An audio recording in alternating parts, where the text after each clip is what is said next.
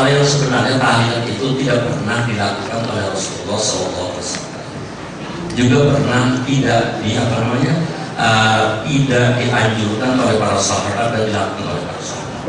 Kalau tahlil membaca la ilaha illallah itu dianjurkan setiap saat. Akan tetapi dihubungkan dengan kematian. Kalau nggak ada kematian, nggak ada tahlilan. Kalau nggak ada kematian, nggak ada tahlilan. Nah itu yang tahlilan itu dibacanya untuk kematian saja. Begitu nggak ada kematian, nggak ada tahlilan, itu yang nggak boleh.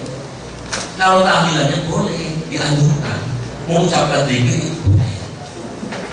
Nah, kata saya sebaiknya kita ini yang lebih sama mengikuti ajaran Rasulullah SAW, mengikuti petunjuk Rasulullah, mengikuti bimbingan sahabat, mengikuti bimbingan tabi'in.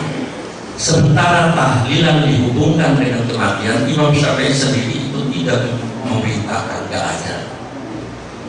Syekh Nawawi sendiri di dalam kitab Bihayatus Zen kata saya itu nggak ada. Kalau umpamanya ada orang kematian langsung tahlil itu nggak ada, biarkan saja. Nah itu. Nah akhirnya dikasih bagaimana? Ada yang bicara, wah ini Wahabi, itu langsung. Wah ini kalau dibantah ini bisa dipukuli. Nah itu. Nah ini jadi kesalahan. Nah akhirnya bagaimana? Udah, Pak Ustaz, saya tanya. Kalau umpamanya kita takziah ini diam aja. Apa bagus diam? Apa bagus membaca zikir? Yang bagusnya kata saya membaca zikir, tapi tidak dihubungkan dengan kematian ini. Yang bagusnya. Jadi setiap saat sedang berjalan, sedang berdiri, itu zikir kepada Allah Subhanahu Wa Taala. Sedang duduk. Malah sampai tidur pun berzikir kepada Allah Subhanahu Wa Taala. Nah akhirnya karena itu Ustaz terpaksa juga cuma nggak tahlilan, nggak baca hadarat. Udah kita baca Fatihah, baca Qul, kemudian doa. Nah setelah selesai doa, tuan rumah bicara sudah membawa duit, segini duitnya, itu sudah dikumpulkan. Allah dapat dari mana dia banyak duit. Ustaz, boleh nggak saya mau bersedekah dengan semua orang ini atas nama ibu saya sudah meninggal dunia? Kalau sedekah boleh, tapi juga jangan begitu ada Ramadan ibu baru sedekah, nah itu nggak boleh. Sedekah itu setiap saat. Udah karena sudah saya ajar, saya niat langsung dikasih. Jadi yang hadir semuanya dikasih 50. Nah yang Ustaz sendiri dikasih amplop juga. Nah rupanya karena Ustaz takut tidak nerima kantongan itu kan. Paling gede lagi. Padahal sebenarnya kalau seperti itu ya terima juga dengan Ustaz kalau saya. Akhirnya dikantongi. Setelah liburan buka tantangan dengan Ustaz, isinya 200 real. Sebentar aja. Yang lainnya 50 Ustaz sendiri 200. Nah jadi mudah-mudahan kesalahpahaman itu jangan ini. Kenapa? Karena sekarang kita sudah sama-sama tahu zaman dunia maya. Dunia maya itu fitnah lebih besar. Sebagai contoh, orang Banten, saya dilahirkan di desa Tenara, tempat kelahiran Syekh Nawawi Banten. Saya. Malah pesantren An-Nawawi, pesantren An-Nawawi itu ketua umumnya itu Dr. Kiai Haji Ma'ruf Amin, ketua Majelis Ulama. Itu tuh nawaran ketuanya itu namanya Kiai Haji Sumaidi, guru saya, orang tua saya, dua. Nah di sana di Banten itu di Tenara itu bukan main mengkultus, tapi Imam Nawawi itu sangat berlebihan, sangat berlebihan. Nah kemudian di dunia maya rata-rata aja ini kita nggak perlu beli lagi disebut. Yang nulis itu Habib Mudir namanya, yang nulis di internet. Jadi bagaimana fitnahnya ini terjadi? Jadi keturunan Syekh Nawawi Banten yang ada di Mekah itu dibantai dengan ulama-ulama sini. Itu dengan ulama-ulama Wahabi. Itu sebenarnya tidak ada. Coba baca aja. Kalau nggak percaya, akhbar salafi, tulis saja. Ketik akhbar salafi. Itu ada terang. Nah, ini fitnah, nggak ada. Ulama Wahabi nggak ada yang membantai apa namanya itu keturunan Syekh. Itu besar-besarkan. Agar apa? Agar timbul kalau ada dakwah salafi, ya langsung meluluhnya Wahabi. Kalau sudah Wahabi, orang nggak mau menerima orang sana itu, karena RRI dengan nama Wahabi. Nah, ini kesalahpahaman semua. Nah, kesalahpahaman. Mereka tidak membaca sejarahnya Syekh Muhammad bin Abdul Wahab. Tidak membaca. Sebagai contoh dulu, ketika saya mondok, ada lagi kiai saya bercerita, kiai saya sendiri bercerita bahwa Ibnu Taimiyah itu begini, begitu, berjelek-jelek Ibnu Taimiyah. Seolah-olah Ibnu Taimiyah itu orang yang miring otaknya. Nah, itu di dalam kitabnya. Setelah kita ketahui, kita baca fatwa Ibnu Taimiyah, kemudian kitab-kitab yang tulis oleh Ibnu Taimiyah, itu tidak ada, semuanya itu baca aja. Jadi jangan mencari dulu sebelum kita membaca. Jangan dulu sebelum kita tahu. Nah, makanya mudah-mudahan dengan adanya kita pengajian seperti ini, nah kesalahpahaman tersebut akan sirna dari hati kita semua. Amin. Nah yang terakhir, karena biar Ustadzah Farid Panjaitan ya, saya ingin menyampaikan sebuah hadis Rasulullah SAW yang berbunyi, ini hadis diriwayatkan oleh Imam Tirmidzi. Imam Tirmidzi mengatakan hadisnya hasan. Bunyinya apa? La yashba'a mu'minun min khairin hatta yakuna muntahahul jannah. Seorang mukmin itu tidak merasa kenyang, tidak merasa cukup berbuat kebaikan, sehingga menjadikan akhir tujuannya adalah surga. Ini. Nah, kemudian satu lagi yang ingin saya menyampaikan juga riwayat Imam Tirmidzi mengatakan hadisnya hasan. Berbunyi bagaimana? Man kharaja fi talabil ilmi kana fi sabilillahi hatta yarji'a. Barang siapa yang keluar di dalam mencari ilmu, kana fi sabilillah hatta yarji'a, dia dihitung sebagai jihad, sebagai sabilillah hatta yarji'a, sehingga dia kembali ke rumah. Jadi antum selagi ada di sini, nilai derajat pahalanya sama dengan sabilillah. Besar nggak? Ini saham kita. Jadi kita ucap syukur kepada Allah Subhanahu Wa Taala atas hidayah yang diberikan Allah kepada kita semuanya di hati kita masing-masing, sehingga kita ringan melangkahkan kaki dari Hai Samir, dari ilmu 7, dari ilmu 14 datang ke sini untuk mencari ilmu. Mudah-mudahan semuanya dihitung fisabilillah. Sekian saja, kurang lebih saya maaf dan saya akhiri. Wassalamualaikum warahmatullahi wabarakatuh.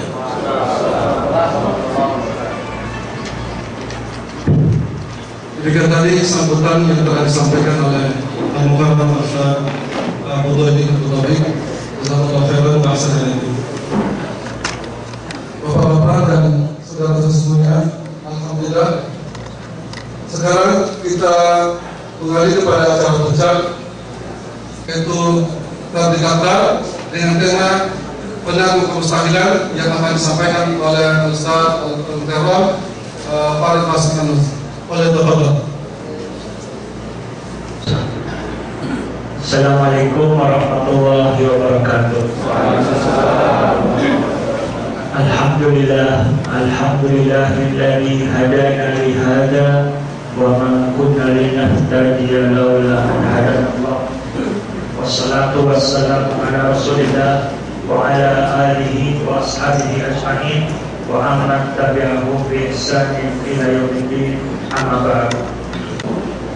Ikhwan sekalian, alhamdulillah kita bisa berkumpul di hari Jumat ini untuk tawassaw bil haq wa tawassaw bis sabr. Alhamdulillah tadi saudara kita yang membacakan Al-Quran surat As-Saff telah kita dengar bersama, dan perlu juga kita mempelajari kembali isi terjemahannya, bahkan mungkin tafsirnya. Banyak sekali pelajaran-pelajaran yang bisa kita petik dari ayat-ayat tersebut. Kemudian juga kalau kita sebutkan tadi di antara hikmah dari ayat-ayat tadi, mengajak kita untuk bermuhasabah agar kita berusaha untuk selalu konsisten antara apa yang kita ucapkan dengan apa yang kita amalkan, karena amal besar permukaan Allah apabila kita berbicara tapi tidak kita amalkan. Kemudian pentingnya untuk penyatuan soft umat Islam dalam memperjuangkan Islam, itu juga dalam berjuang dalam berperang di jalan Allah Subhanahu wa taala untuk tidak bercerai-berai. Bagaimana kita berusaha artinya untuk memperbaiki diri kita dan juga untuk saling tawasul bil haq sesama saudara-saudara kita, sehingga kekurangan yang ada adalah saling kita lengkapi, saling kita sempurnakan dengan saling memberi nasihat dengan dasar keikhlasan.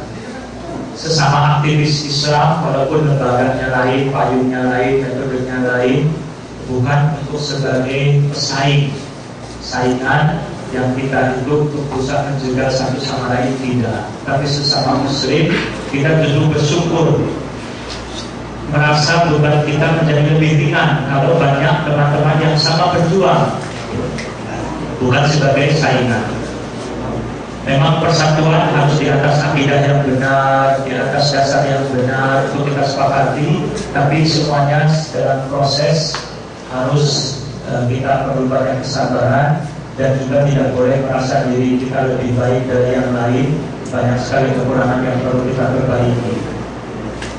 Kemudian juga tentang pentingnya berjuang di jalan Allah, berjihad, di mana Allah Subhanahu wa taala juga akan memberikan ganjaran, yaitu berupa ampunan yang lakum dzunubakum wa yudkhilkum jannatin tajri min tahtihal anhar wa masakin thayyibatan fi jannati adn. Allah akan mengampuni kalian dosa-dosa kalian, memasukkan jannah yang mengalir di bawahnya sungai-sungai dan tempat-tempat yang baik, tempat-tempat tinggal yang baik di jannah adn, surga-surga adn. Juga tadi nasihat dari Ustaz Fudaili, sesepuh kita, menyampaikan tentang pentingnya ilmu dan juga ilmu yang bermanfaat, sehingga kita amalkan ilmu tersebut dan kita sebarkan. Tidak ada jaminan orang yang berilmu secara teori, banyak ilmunya, tetapi juga belum tentu dia itu mengamalkan ilmunya. Sehingga kita pun takut. Amanat ilmu harus kita pelajari, wajib, tapi juga ada amanat untuk kita amalkan. Kita banyak berdoa kepada Allah, Allahumma inna nas'aluka ilman nafi'an wa qalban khashi'an wa lisanan dzakira wa amalan mutaqabbala. Ya Allah, aku memohon atau kami memohon kepada Engkau ilmu yang bermanfaat, hati yang khusyuk, amal yang diterima, lisan yang basah berzikir, selalu berzikir pada Allah, dan amal yang diterima. Allahumma alimna ma yanfa'una. Ya Allah, ajarkanlah kepada kami ilmu yang bermanfaat untuk kami. Wanfa'na bima 'allamtana. Dan jadikanlah kami bermanfaat atas apa yang Engkau ajarkan kepada kami. Jadi ilmu yang kita pelajarinya ilmu yang bermanfaat. Tapi tidak cukup itu saja, tapi juga menjadikan ilmu tadi bermanfaat. Ilmu yang manfaat tadi bermanfaat dengan kita amalkan dan dengan kita sebarkan. Kita juga berdoa, Allahumma arinal haqqa haqqa warzuqna ittiba'ahu wa arinal batila batila warzuqna ijtinabahu. Ya Allah, perlihatkanlah kepada kami yang benar itu sebagai suatu kebenaran. Karena tidak jadi jaminan atau sering seseorang itu mempelajari sesuatu yang dianggapnya sebagai suatu kebenaran, padahal hakikatnya di sisi Allah bukan sebagai kebenaran, bahkan kebatilan. Tapi kita tidak menyadarinya. Tapi kita mohon pada Allah kebenaran diperlihatkan kepada kita sebagai kebenaran. Dan tidak cukup hanya diperlihatkan sebagai kebenaran, tapi kita mohon pada Allah agar kebenaran yang kita sudah tahu tadi, yang benar-benar benar tadi, kita dimudahkan oleh Allah untuk dapat mengikutinya. Wa arinal batila batila warzuqna ijtinabahu. Ya Allah, perlihatkanlah kepada kami kebatilan sebagai suatu kebatilan dan berilah kemampuan kepada kami untuk menjauhinya. Itu semua taufik dari Allah Subhanahu wa ta'ala. La haula wa la quwwata illa billah. Tidak ada daya dan kekuatan kecuali dengan pertolongan dari Allah Subhanahu wa ta'ala. Allahumma la sahla illa man ja'altahu sahla wa anta taj'alul hazna in syi'ta sahla. Ya Allah, tidak ada kemudahan kecuali apa yang menjadikan hal itu mudah. Dan sesuatu yang sulit jika kau kehendaki maka itu jadi mudah. Hakikatnya segala kemudahan, segala kesuksesan suatu program usaha hakikatnya dari Allah Subhanahu wa ta'ala. Termasuk juga judul tabligh sekarang ini, tausiah penakluk kemustahilan. Hakikatnya yang bisa menaklukkan kemustahilan yang menurut manusia mustahil itu hanya Allah Subhanahu wa ta'ala. Adapun manusia tidak punya kekuatan apapun, lemah sekali. Tapi ini satu judul dulu sebenarnya, penakluk kemustahilan, ditulis oleh penulisnya Ustaz Aman Bugis, warga negara Arab Saudi, asal dari Bugis, Sulawesi, daerah dari Ustaz Nasir, Sulawesi. Subhanallah, saya berkenalan bulan Syawal kemarin. Ketika saya datang ke Arab Saudi, saya sudah sekitar 20 tahun di Jeddah Dakwah Center, tetapi sekarang ini lebih banyak di Indonesia. Jadi datang di Arab Saudi sebulan, 2 bulan, itu pun mungkin keliling ke beberapa kota. Ketika saya datang bulan Sya'ban kemarin dengan program pertengahan Ramadan sudah pulang ke Indonesia sebulan, sudah banyak kegiatan lagi di Indonesia di akhir Ramadan. Ternyata setelah datang ke sini mau perpanjang iqamah, ada halangan, ada kendala dari sisi birokrasi, tidak bisa mudah diperpanjang izin tinggal, sehingga saya harus menunggu prosesnya sampai akhir bulan Dzulqa'dah, hampir menjelang ibadah haji, gitu kan. Di satu sisi ini adalah suatu hal yang tidak mengenakan, suatu musibah, artinya tidak sesuai dengan jadwal dan seterusnya. Tetapi kita harus yakin, insya Allah banyak hikmahnya dari musibah-musibah yang kita hadapi. Allah menginginkan kebaikan. Di antaranya yang saya rasakan, saya bisa berkenalan dengan Amar Bugis di bulan Syawal. Kalau bulan Ramadan, belum tentu saya bisa berjumpa dengan beliau. Saya dapat banyak sekali pelajaran dari kisah hidup beliau. Bahkan beliau sendiri menulis buku yang judulnya Qahir Mustahil, penakluk kemustahilan. Itu julukan untuk beliau karena kondisi fisiknya yang lumpuh total sejak lahir usia 2 bulan. Kondisi fisiknya lumpuh total, semuanya tidak ada yang bisa digerakkan kecuali lisannya, lidahnya, dan kedua bola matanya saja. Dan saya berharap sebenarnya kalau antum pihak Islamic Center dari manapun, Sinaiya atau Kilo 14 atau nanti barangkali dari Malaysia Lama, bisa mengundang beliaunya secara fisik datang, karena beliau tinggal di Jeddah. Beliau sering berceramah ke luar negeri, walaupun fisiknya dan badan lumpuh, gitu kan. Apalagi di kota Jeddah, saya yakin beliau insyaallah akan menerima dan saya bisa menjadi penghubungnya nanti insyaallah. Dan saya berharap juga barangkali nanti di antara pengurus ada yang bisa berkunjung ke rumahnya, berkenalan dulu. Setelah itu nanti bisa diatur bagaimana supaya beliau bisa datang, sehingga kesan yang akan kita dapatkan lebih berkesan dibandingkan kalau saya ceritakan secara lisan saja. Kalau melihat orangnya langsung, insya Allah mudah-mudahan pengaruhnya akan lebih berkesan, menambah iman kita, menjadikan kita lebih bersyukur kepada Allah dan seterusnya.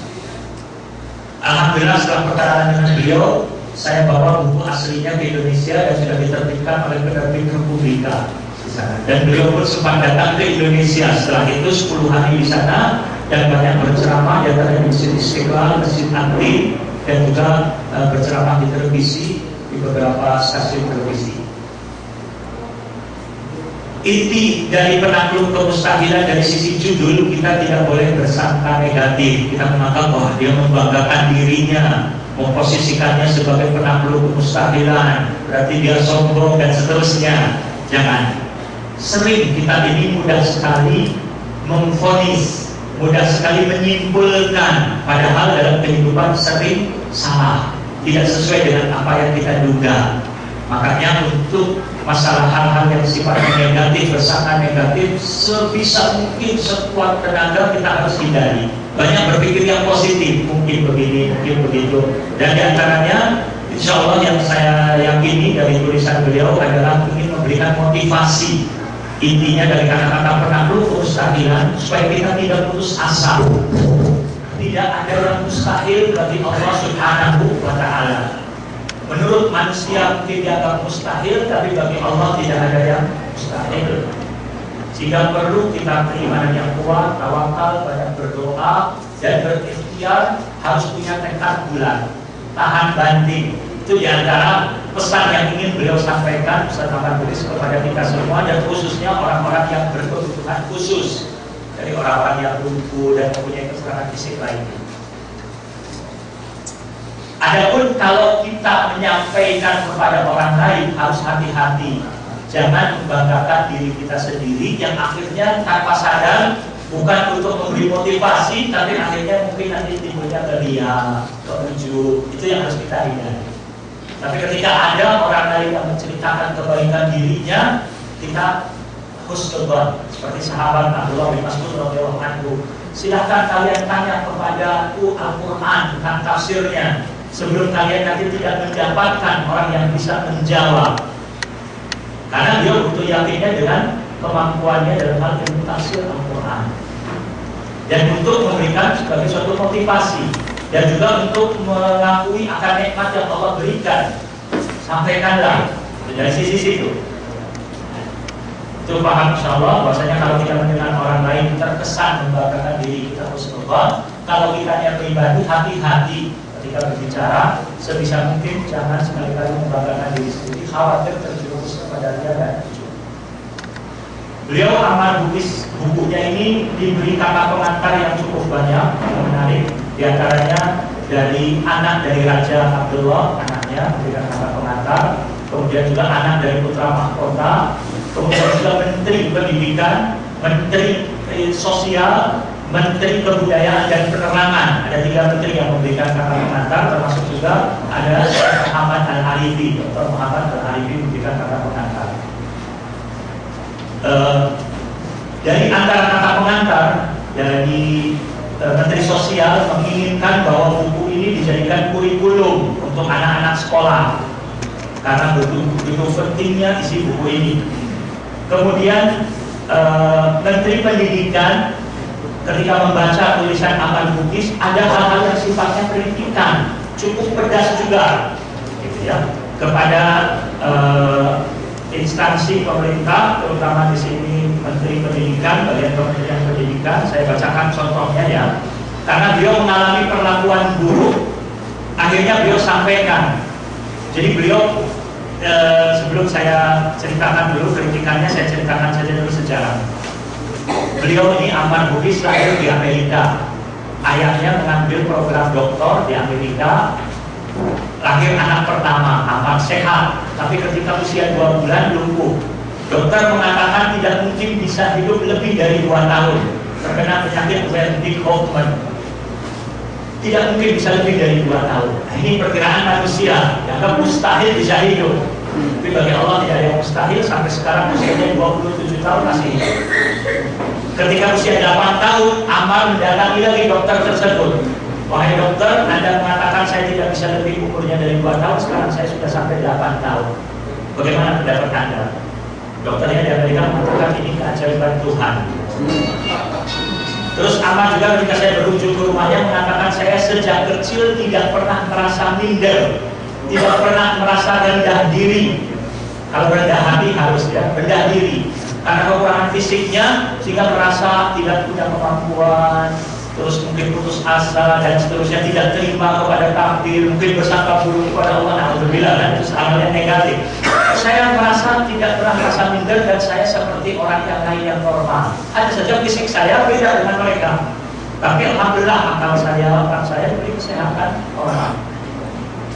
Sehingga ketika ada anak tetangganya datang mengatakan, masih kecil juga, Amalnya masih kecil, Amal, mengapa Anda tidak bisa bergerak? Mengapa Anda tidak bisa berjalan?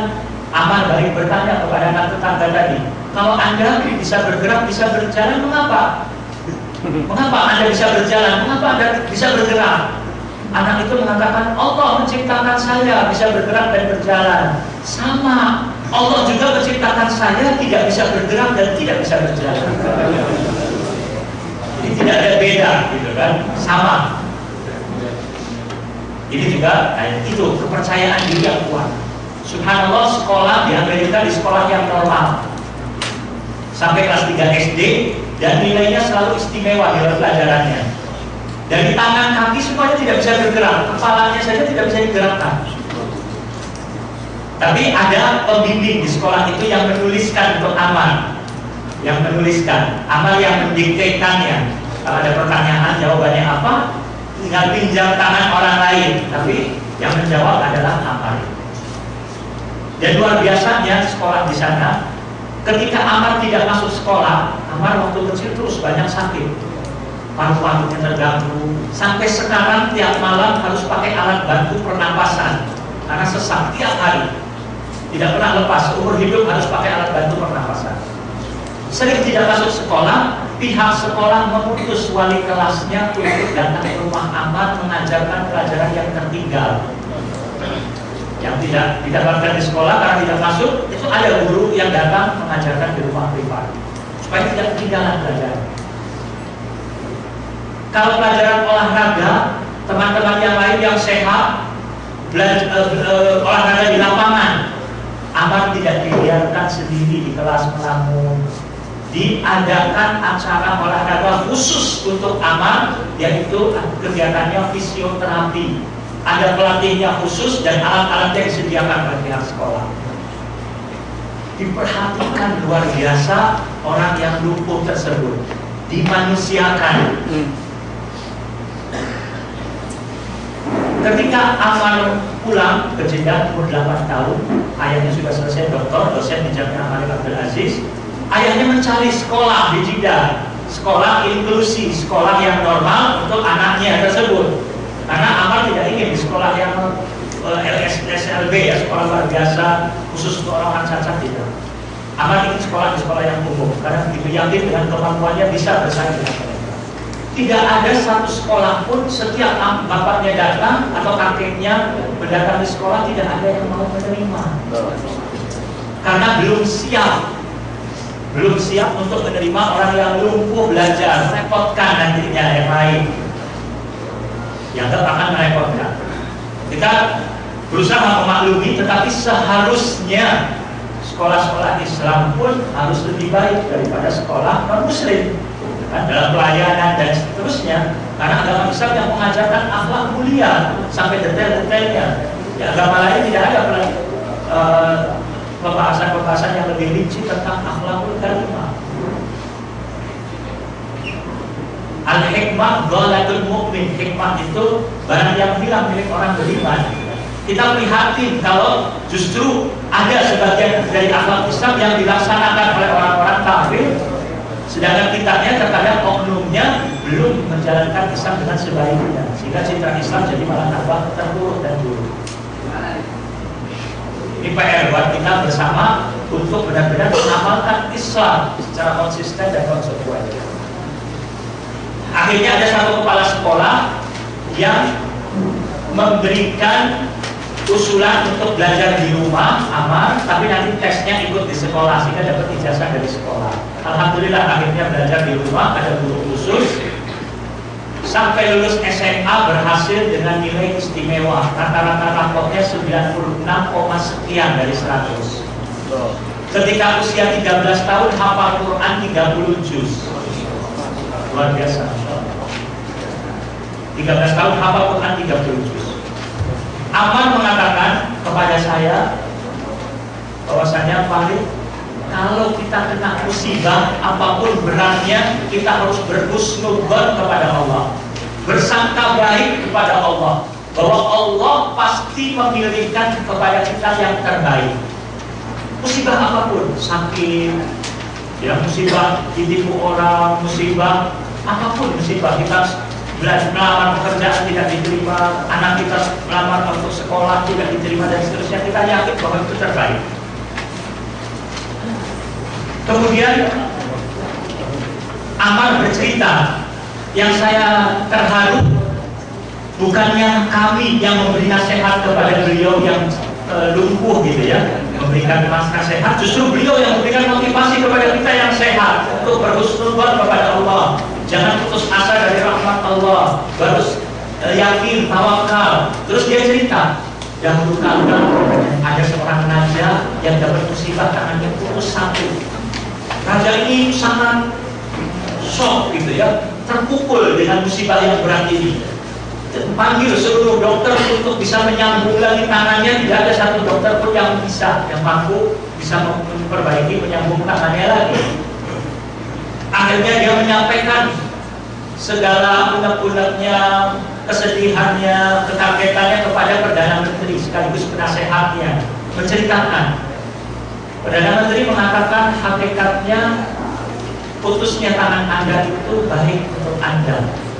Tapi orang lagi sakit kadang tidak mendengar ucapan seperti itu, dipahaminya lain. Oh, berarti Anda senang ya tangan saya sakit, putus. Ini jelas-jelas buruk, Anda bilang baik. Anda lagi main-main dengan saya dan seterusnya, jadi tersinggung, salah paham. Dipecatnya Perdana Menteri tadi dan disuruh masuk penjara. Perintahkan pengawalnya masukkan penjara. Perdana Menteri mengatakan sesungguhnya penjara bagi saya juga hakikatnya baik.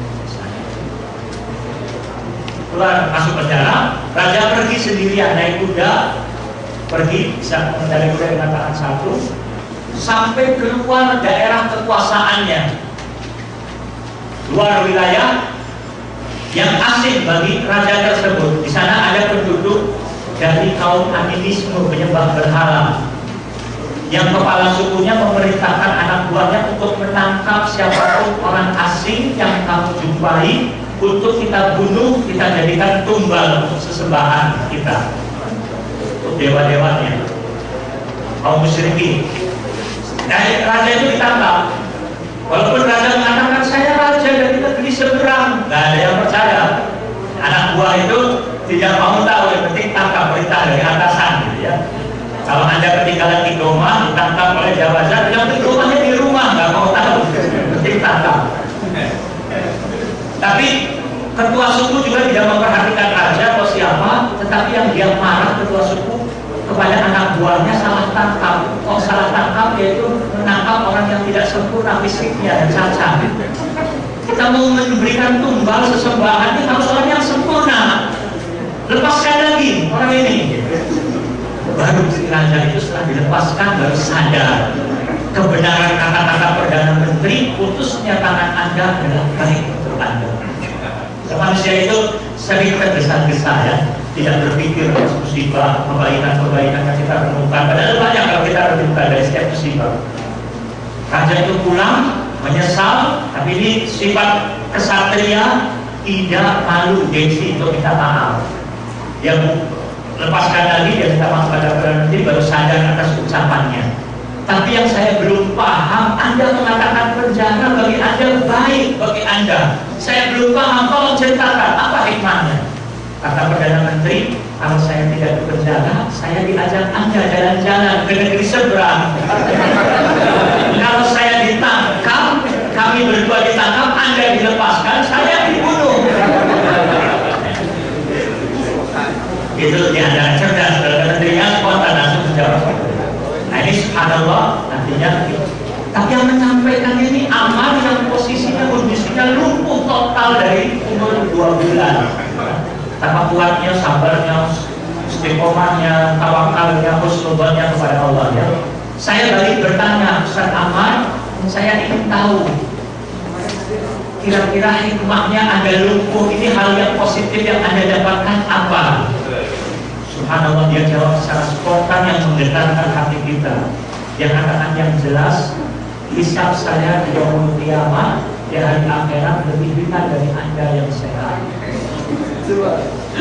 Hisabnya Allah berfirman, "Tsumma latus'alunna yauma idzin 'anil na'im." Allah berfirman, "Inna sam'a wal basara wal fu'ada kullu ulaika kana 'anhu mas'ula." Kemudian kalian akan ditanya pada hari itu tentang kenikmatan. Sesungguhnya penglihatan, pendengaran, dan hati semuanya akan ditanya pada hari itu. Sampai kulit pun akan jadi saksi nanti. Kita berharap kepada Allah Subhanahu wa taala, Allah jadikan kita sebagai orang yang selalu bersyukur kepada Allah. Yang mengakui hanya Allah saja pemberi nikmat, banyak memuji Allah dengan lisan dan menggunakan nikmat-nikmat Allah untuk di jalan yang diridhoi oleh Allah. Ustaz Ahmad berpesan, beliau katakan, sesungguhnya yang melihat saya banyak menganggap bahwa saya ini tidak dapat nikmat Allah. Sesungguhnya tidak, demi Allah banyak sekali nikmat Allah yang Allah berikan kepada saya. Wa in ta'uddu ni'matallahi la tuhsuha. Jika kalian menghitung-hitung nikmat Allah, niscaya kalian tidak dapat menghitungnya. Quran surat Ibrahim ayat 34. Saya diberi nikmat oleh Allah, nikmat Islam, nikmat iman, nikmat hidayah, nikmat punya perasaan, bagaimana menjaga perasaan orang lain. Saya diberi akal, diberi otak, akal yang sehat, bisa mendengar, bisa melihat, tapi keterbatasan tubuh fisiknya lumpuh sehingga tidak mudah untuk bergerak kemana kemari, sana kemari. Sehingga akan merasa diantaranya hisabnya lebih ringan. Apa yang dilakukan oleh tangannya, kakinya, dan seterusnya akan lebih ringan. Akan mengatakan, saya pernah jumpa dengan orang tunanetra. Apakah Anda bahagia? Ya, saya bahagia. Anda tidak bisa melihat? Alhamdulillah. Kalau saya bisa melihat, akan ditanya apa yang saya lihat ini. Dengan tidak bisa melihat, insya Allah untuk mata saya tidak ada hisab. Subhanallah. Selalu dihadapinya dengan ringan, dengan husnuzon kepada Allah. Diambil yang positifnya. Saya pernah lihat juga di video film anak kecil usia belasan tahun, tunanetra dari usia 6 tahun, tapi justru dengan tunanetranya dia bisa hafal Al-Quran 30 juz. Dan anak itu ketika diwawancara bersyukur kepada Allah yang menjadikan saya tidak bisa melihat. Mudah-mudahan dengan saya tidak melihat ini bisa mengurangi azab saya di akhirat, menjadi kafarah, menghapus bagi dosa-dosa saya. Dan dia mengucapkan kata-kata yang berkesan sekali anak kecil itu. Dia katakan, ma'aghlaqallahu baban li'abdin bihikmah illa fatahalahu baban birahmah. Tidaklah Allah menutup pintu bagi seorang hamba dengan hikmahnya, melainkan pasti Allah itu akan membukakan baginya pintu yang lain dengan rahmatnya dan kasih sayang.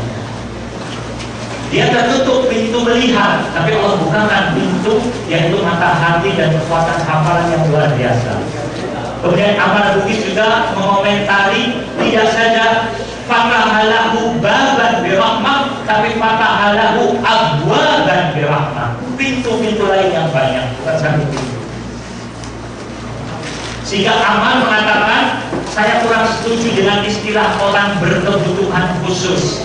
Saya lebih setuju dengan istilah orang berkemampuan khusus. Karena banyak dari orang-orang yang punya keterbatasan fisik, Allah berikan kemampuan yang lebih yang tidak dimiliki oleh orang lain. Sehingga beliau berpesan kepada kita yang sehat, beliau katakan, Anda harus bersyukur kepada Allah dengan kesehatan tersebut. Rasulullah SAW bersabda, nikmatani maghbunun fihima katsirun minan nas as-sihhat wal faragh. Ada dua nikmat yang kebanyakan manusia tertipu pada keduanya, yaitu nikmat sehat dan nikmat waktu luang. Hadis riwayat Bukhari. Kalian harus bersyukur kepada Allah, yaitu menggunakan segala nikmat dan potensi yang Allah berikan untuk membela agama Allah, untuk memberikan kemanfaatan untuk manusia, untuk berkhidmat kepada masyarakat. Itu pesan dari Ahmad Bukis yang saya sampaikan kepada yang tidak ada barangkali di buku. Ya. Jadi nikmat dari Allah harus kita benar-benar gunakan dengan menggunakannya di jalan yang diridhoi oleh Allah Subhanahu wa taala. Sering kita itu tidak merasakan betapa besarnya nikmat Allah kecuali kalau nikmat itu sudah dicabut, sudah tidak ada, baru kita merasakan. Di daerah yang sulit hujan dan sulit air, baru kita akan merasakan bahwa di daerah kita ada air udah nikmat gitu kan. Kalau kita pergi ke daerah pedalaman yang jarang sekali ada ustadz dai yang bisa membimbing masyarakat. Ketika kedatangan tamu dai di pedalaman, masyarakat senang sekali, sangat haus akan ilmu agama. Dan ketika ustadznya mau pulang setelah seminggu, 2 minggu, mereka menangis, kehilangan. Karena mereka merasakan nikmat itu, mereka merasakan betapa besarnya nikmat adanya seorang pembimbing, adanya seorang guru, ustaz yang membimbing mereka. Karena mereka tidak mengalami hal itu. Tapi kita tinggal di daerah yang banyak ustaz, banyak pembimbing, tapi kadang masih bermalas-malasan untuk belajar misalnya. Tidak merasakan betapa besarnya nikmat. Begitu pula kita baru merasakan besarnya nikmat keberadaan kedua orang tua kita setelah orang tua kita meninggal dunia.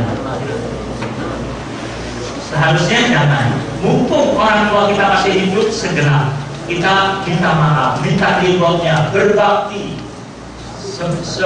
sebesar kemampuan kita, semaksimal mungkin, agar ketika nanti orang tua meninggal pun tidak menyesal kita.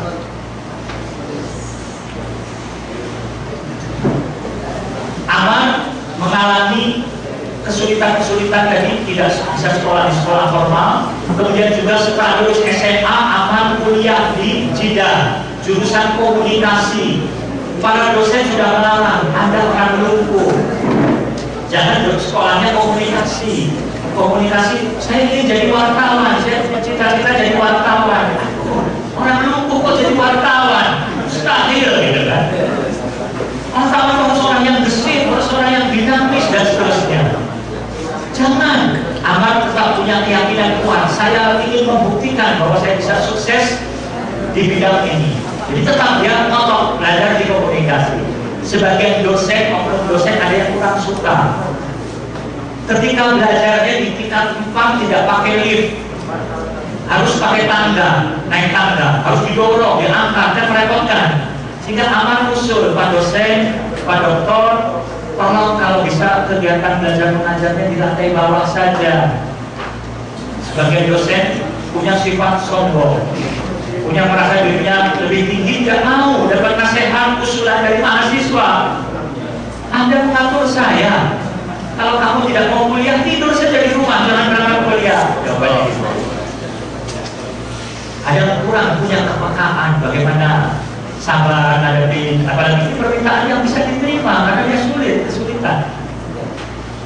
Dosen memerintahkan murid-muridnya untuk, ada lagi dosen punya peraturan. Kalau saya masuk duluan di kelas, yang terlambat saya kunci, tidak ada yang boleh masuk. Peraturan seperti itu. Mungkin kalau terlambatnya setengah jam, ya, kali bisa diterima. Ini Amar cerita, saya sedang didorong oleh supir menuju kelas. Saya lihat dosen saya juga sedang menuju kelas dan dia tahu ada saya. Dia menyempatkan langkahnya, menggerakkan langkahnya, dan setelah masuk langsung dikunci. Saya nggak boleh masuk. Teman saya ketok-ketok pun tidak diterima. Jadi ada sentimen. Ada dosen yang menyuruh saya untuk memfoto satu tempat-tempat tertentu di Jeddah yang punya bersejarah. Tempat-tempat bersejarah di Jeddah. Teman-teman saya yang normal mudah memfoto. Saya diantar oleh ayah bawa foto, tapi perintahnya tetap saya yang menentukan. Hanya saya pinjam tangan ayah. Misalnya untuk zoomnya ya, didekatkan ataupun dijauhkan, itu Amar yang mengatur. Geser ke kiri sedikit, ke kanan sedikit, ke atas sedikit, itu Amar yang minta. Setelah cocok tepat, iya ayah pencet, lalu dipencet oleh ayahnya. Jadi fotonya oleh Amar dibawa dengan senangnya ke dosen. Ketika diserahkan ke dosen, diperolok-olok oleh dosen. Anda kan cacat, tangan Anda nggak bisa gerak, bagaimana bisa memfoto seperti ini? Karena sudah tidak suka, orang itu kalau sudah tidak suka selalu ada saja salahnya. Tapi kalau kita itu kadang senang kepada seseorang, walaupun salah besar pun kadang tidak ada salahnya. Sehingga Amar pulang dengan nangis. Dia tidak ingin kuliah lagi, ingin berhenti kuliah, tidak kuat menghadapi penderitaan yang berat. Tetapi ayahnya bilang jangan, Amar tetap ayah, saya harus keluar gitu. Ayahnya bijaksana. Saya usul Amar, kalau bisa kamu cuti saja 1 semester. Kalau nanti setelah 1 semester Anda ingin tidak sekolah lagi silakan. Tapi sekarang jangan putuskan keluar, cuti. Barangkali Anda berubah pikiran. Akhirnya diterima juga, ya boleh saya cuti, ambil cuti. Setelah perjalanan cuti, baru dia timbul semangat lagi, semangat berjuang. Wah, saya kalah kalau saya menyerah begini, saya tidak boleh putus asa. Saya ingin membuktikan menurut manusia mustahil saya jadi wartawan, saya bisa jadi wartawan yang sukses. Berangkat lagi kuliah lagi setelah 1 semester, dihadapi segala itu. Kadang Amar terbawa emosinya karena tidak sukanya terbawa. Ada dosen mengatakan, kalau mahasiswa kalian ingin ditakdirkan Allah jadi rektor, kira-kira apa yang akan Anda lakukan? Satu mahasiswa mengatakan, saya ingin supaya beasiswa untuk mahasiswa ditinggikan, dinaikkan. Karena sekolah di sini ada diberi beasiswa ya, tidak malah bayar. Ada lagi yang mengatakan yang lain, sampai giliran Amar, kata dosennya, Amar, apa yang akan Anda lakukan? Nah, Amar, kalau saya ditakdirkan jadi rektor di universitas ini, yang pertama kali saya lakukan adalah memecat Anda dari dosen. Marah dosen tersebut. Amar sudah tidak kuat. Padahal ayahnya sudah menasehati, jangan ditentang, jangan melawan arus. Bisa dan sudah, gitu kan? Tapi dia kadang tidak salah. Tapi subhanallah, perjalanan waktu Amar lulus dari universitas dengan hasil cum laude. Dan kalau Anda bisa lihat di YouTube, film Amar Bugis akan dilihat bagaimana suasana waktu wisudanya. Film dokumenter asli waktu di wisuda, dapat penghargaan dari Gubernur Mekah langsung. Ijazahnya yang menyerahkan adalah sertifikatnya Gubernur Mekah kepada Amar. Sehingga Amar dalam buku ini menceritakan hal-hal yang tidak baik yang dia alami dari institusi pendidikan. Dia sampaikan, apalagi saya harus mengalami semua perlakuan buruk itu justru di sebuah negara Islam. Padahal ketika saya tinggal di sebuah negara yang tidak mengakui agama sebagai sumber hukum, ternyata negara itu justru mau mengakui hak saya sebagai manusia yang juga harus menikmati kehidupan yang setara dengan semua orang.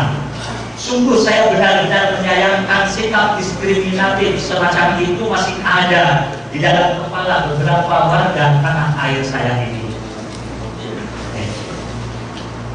Menteri Pendidikan baca buku ini kan, tapi dia tidak marah dikritik seperti itu, gitu kan? Dikritik seperti itu, malah jawabannya saya cukup kagum dengan jawaban dari Menteri Pendidikan atau komentarnya. Dia katakan, tentu saja berbagai kesulitan yang harus dialami Amar ketika menjalani pendidikan yang belum memiliki fasilitas memadai bagi mereka yang berkebutuhan khusus telah mendorong kita untuk semakin giat bekerja di berbagai lembaga pendidikan tinggi agar dapat menjadi lebih bersahabat dengan saudara-saudara kita yang berkebutuhan khusus. Mulai dari kesiapan lembaga itu untuk menerima mereka sampai menyediakan semua fasilitas belajar demi meringankan beban yang muncul akibat kekurangan fisik yang mereka miliki. Tak pelak mereka yang berkebutuhan khusus memang telah menunjukkan kepada pemerintah agar pihak pemerintah lebih memperhatikan kelompok masyarakat yang sangat berharga ini serta dapat memberikan pelayanan yang lebih baik kepada mereka yang berkebutuhan khusus dan memenuhi hak-hak mereka. Ini sambutan dari Dr. Khalid Al-Amkari, Menteri Pendidikan. Atas kritikan Amar tadi, dia tidak marah, dia tidak antipati, tidak a priori. Ini juga harus kita ambil sebagai pelajaran. Jangan kita antipati terhadap kritikan. Tapi Ustaz, ini fitnahan sebenarnya, bukan kritikan, tapi ini fitnah, tuduhan yang keji. Biarkan. Banyak manfaatnya juga dari tuduhan. Kalau ini benar-benar mereka niatnya baik, alhamdulillah memberi nasihat. Kalau mereka niatnya buruk, kalau nasihatnya itu isinya benar, kita terima. Tapi kalau itu ternyata fitnahan, tuduhan, insya Allah mudah-mudahan jadi kafar bagi dosa-dosa kita. Mudah-mudahan ini juga sebagai teguran, karena walaupun itu fitnahan, tapi kita sebagai manusia tidak lepas dari lemah dosa dalam hal-hal yang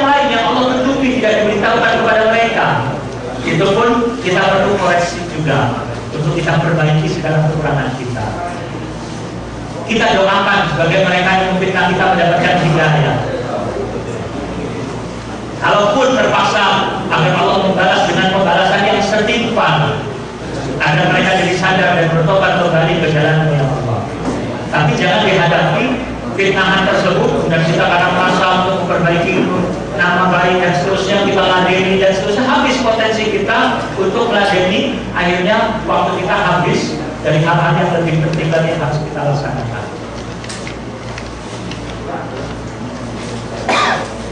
Ya. Kemudian Amar waktu sakit-sakitan di masa kecil, neneknya itu banyak memanggil dokter. Di samping dokter juga orang-orang yang beruqyah, ya, pengobatan alternatif yang disyariatkan atau diperbolehkan oleh syariah seperti ruqyah, zam-zam. Amar sampai sekarang hanya bisa minum air zam-zam saja. Kalau air selain zam-zam mutlak lagi tidak bisa. Kalau makanan harus dilembutkan. Kalau air subhanallah hanya zam-zam menerimanya. Kalau pergi ke luar negeri pun waktu di Indonesia bawa air zam-zam yang cukup banyak sehingga untuk memenuhi kebutuhan minum. Pengobatan alternatif yang disyariatkan, yang diperbolehkan oleh syariat, itulah yang boleh kita lakukan. Adapun yang dilarang seperti pergi ke orang pintar alias dukun gitu ya, walaupun namanya sekarang macam-macam, istilahnya eyang, istilahnya orang pintar, macam-macam gitu kan, tapi sesuai itu dukun hakikatnya. Rasulullah SAW bersabda, "Man akal arrafan al-kahinan fasaddaqahu bima yaqul faqad kafara bima unzila ala Muhammad sallallahu alaihi wasallam." Karena saya akan datang ikut dukun, tukang ramal dan membenarkan apa yang dikatakan oleh dukun itu, dia telah kufur atas apa yang diturunkan kepada Nabi Muhammad sallallahu alaihi wasallam. Jadi kita perlu beritahu keluarga kita, teman-teman kita, ketika musibah sakit namun belum sembuh, jangan sampai akhirnya keluar jalur dengan pengobatan alternatif yang dilarang oleh syariat. Singkatnya, Amar ada juga pelajaran penting juga ya. Ketika di akhir kuliah, Amar sering nulis artikel, kirim ke koran, karena dia cita-cita jadi wartawan, jadi pemenang. Tulisan dia tidak pernah diterima oleh koran. Dia datangi wartawan senior yang berkenalan dan mengatakan, saya punya cita-cita jadi wartawan. Ini tulisan-tulisan saya, tolong saya dibimbing. Saya pun tidak dapat bimbingan dari wartawan senior. Mereka sibuk dengan urusan mereka sendiri. Tapi subhanallah, dia tidak putus asa, selalu berdoa kepada Allah. Nanti Allah berikan jalan keluarnya dari arah yang tidak disangka-sangka. Ada salah satu dosennya di tingkat akhir suka tulis di surat kabar memperkenalkan Amar dengan harian Al-Madinah di Jeddah. Akhirnya Amar diwawancara satu kolom tentang Amar. Di antaranya ditanya, apa cita-cita Anda? Amar mengatakan ingin jadi wartawan. Setelah dimuat, Direktur Harian Al-Madinah baca, terenyuh hatinya, simpati, sehingga dia panggil Amar dan silahkan Anda melatih kemampuan Anda menulis, kirim ke kami. Tapi karena Anda ini masih pemula, belum dikenal, tulisan Anda walaupun dimuat oleh kami, tidak kami beri uang, tidak kami beri imbalan. Amar bilang, nanti saya pikir-pikir dulu. Dia cerita ke bapaknya, ayah, saya nulis katanya mau diterima tapi gak dikasih uang. Bapaknya bilang, biarkan, gak apa-apa, kamu ini belum dikenal, tulisan kamu sudah diterima saja, itu sudah luar biasa prestasi. Jadi kamu jangan pikir semuanya diukur dengan uang. Pengalaman penting. Ya ayah, akhirnya dia terima, tulis, terima dimuat. Sampai dia lulus Amar. Bakal lulus dengan hasil cum laude. Akhirnya ingin jadi wartawan di Al-Madinah, melamar. Pihak koran mengatakan Anda bisa menulis wartawan honor.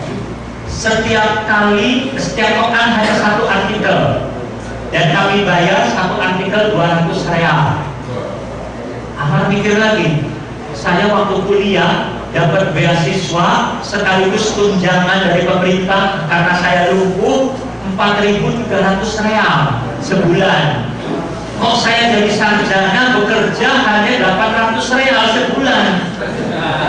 Bilang lagi ke ayahnya, ayah, saya dapat honor bulanannya 800 real. Ayahnya bilang, jangan, menang saja, gitu kan? Sebenarnya kamu tulis, penting, pengalaman itu penting sekali. Walaupun kamu tidak dikasih uang sekalipun, tetap kamu harus terus tulis. Untuk dimuat terus tulis. Baru aman dulu. Subhanallah, sekarang jadi wartawan terkenal rebutan. Harian surat kabar di Arab Saudi berebut untuk dengan gaji yang tinggi sekalipun. Ini pelajaran bagi kita. Barangkali kita sudah tua, punya anak-anak ya, punya anak-anak yang baru lulus. Ajarkan mereka supaya mereka mau merintis dari bawah, dari nol. Sering kita itu ingin langsung kerja yang gajinya langsung tinggi saja. Ada penawaran gajinya rendah, nggak mau. Teman saya mengatakan ada orang-orang dari India banyak, mereka pergi ke Dubai bekerja walaupun tidak digaji untuk mencari pengalaman di awal mulanya, baru lulus belum ada pengalaman. Gajinya rendah sekali, mereka berprinsip nggak digaji pun nggak apa-apa. Tapi setelah setahun 2 tahun punya pengalaman, melamar di perusahaan lain bisa dapat gaji yang jauh lebih tinggi dan seterusnya merintis. Ini juga satu pelajaran berharga dari kisah Ammar, bagaimana dia merintis dari bawah. Kemudian Ammar pernah 3 kali hampir saja meninggal. Hampir saja meninggal pernah 3 kali. Waktu sakit kecil pernah. Subhanallah, pertolongan dari Allah Subhanahu wa Ta'ala luar biasa sampai terselamatkan dengan izin Allah. Pernah tenggelam juga waktu pengobatan di Cekoslowakia, tenggelam. Akhirnya alhamdulillah bisa terselamatkan. Dipegang oleh kakaknya tapi merosot gitu. Kemudian kakaknya kaget, tak bisa berbuat apa-apa, panik. Tapi subhanallah akhirnya ayahnya datang, masih bisa terselamatkan. Jadi umur ini benar-benar dari Allah Subhanahu wa Ta'ala ajal kan, maklum sudah takdir. Tinggal kita persiapan menghadapi kematian. Jangan menganggap kematian masih jauh, masih panjang. Banyak teman-teman kita, saudara kita yang sudah lebih dahulu dari kita meskipun lebih muda. Apa yang sudah kita persiapkan untuk hari esok? Proyek-proyek apa kira-kira yang kalau kita meninggal dunia amalnya tetap akan mengalir untuk kita? Harus kita pikirkan. Amal-amal jariah dari ilmu yang bermanfaat, berwakaf usaha, membangun masjid, sekolah, membiayai penuntut ilmu, membiayai para dai, para ustadz dan seterusnya yang bisa manfaatnya terus mengalir sampai akhir hayat. Kemudian pelajaran-pelajaran lainnya juga dari amal ya.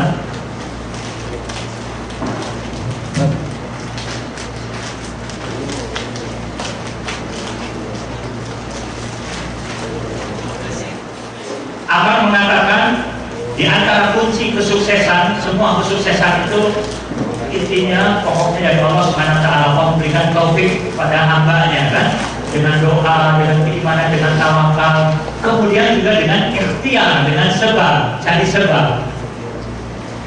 Maryam diperintahkan oleh Allah untuk menggoyang-goyangkan pohon korma. Allah berkuasa tidak kalau tanpa digoyangkan jatuh kormanya sendiri langsung. Allah Maha berkuasa, tapi ada perintah untuk mencari sebab.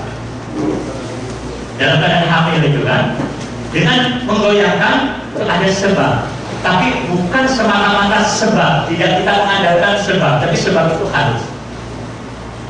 Di antara sebab-sebabnya adalah kita harus punya kemauan, kata Ahmad. Harus punya kemauan, kalau mau sukses harus punya kemauan. Tapi tidak cukup hanya kemauan saja, harus punya tekad kuat. Untuk berhasil harus punya tekad kuat. Tekad kuat itu konsekuensinya harus ada amal nyata, tindakan nyata. Kalau kemauan saja bisa-bisa hanya hayalan saja, cita-cita, lamunan. Tapi tekad kuat harus ada amal nyata. Saya ingin selama di Arab Saudi, saya ingin bisa belajar Al-Quran, baca Quran dengan baik. Saya ingin ngaji mendalami Islam, saya ingin ini dan itu, punya keinginan dan cita-cita. Harus ada tekad kuat. Kemudian tidak cukup hanya tekad kuat, tapi harus tahan banting. Harus pantang menyerah. Dan harus terus-menerus melawan semua rintangan-rintangan untuk bisa tetap sukses. Karena punya tekad kuat pun rintangan akan selalu ada. Harus dihadapi. Jangan lari dari masalah. Dihadapi. Contoh yang menarik dari kegiatan Amar sekarang, Amar di samping jadi wartawan terkenal, bekerja pagi ke kantor dan seterusnya, dia juga punya amal sosial. Amal sosial yaitu sebagai relawan, misalnya di kantor-kantor, di lembaga-lembaga sosial, LSM, sehingga dia sekarang ini jadi motivator, sering pergi ke rumah sakit, ke panti-panti asuhan, ke sekolah-sekolah untuk memberikan tausiah, motivasi, gitu kan. Di antaranya pernah ke suatu rumah sakit memberikan motivasi, ada perawat mengatakan, Ustadz Amar, ada pasien di rumah sakit kami ini sudah 7 tahun lamanya, kakinya lumpuh, tapi dia tidak pernah berinteraksi sama yang lain, menyendiri saja.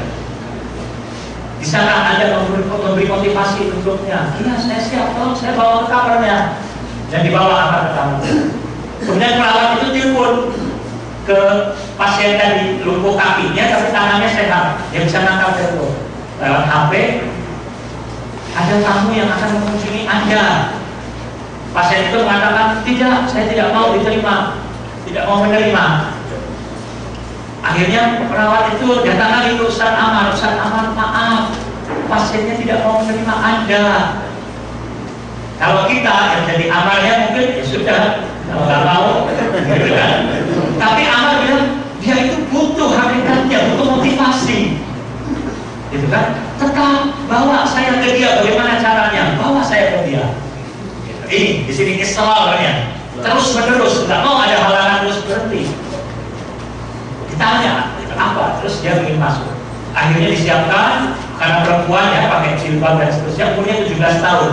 Sejak umur 10 tahun masuk rumah sakit di situ. Akhirnya Amar didorong. Orang yang melihat Amar akan kaget. Pertama kali lihat itu kepalanya besar, tangannya kecil, kakinya kecil, gitu kan. Pakai kereta seperti kereta bayi.